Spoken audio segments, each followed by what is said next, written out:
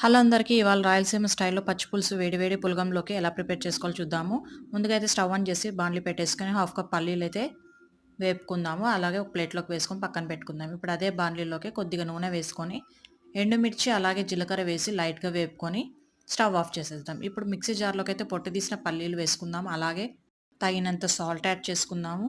ఎండుమిర్చి ఇందాక వేపుకున్నవి అవి వేసేసుకొని వెల్లుల్లి రెబ్బలు ఒక 3, 4 వేసుకుందాము. నానబెట్టుకున్న చింతపండు కూడా యాడ్ చేసి కొద్దిగా వాటర్ యాడ్ చేసుకుంటే ఈ కన్సిస్టెన్సీలో ఉండేటట్టుగా పచ్చి పులుసునైతే ప్రిపేర్ చేసుకోవాలి. చాలా గట్టిగా ఉండకూడదు, పల్చగా ఉండకూడదు.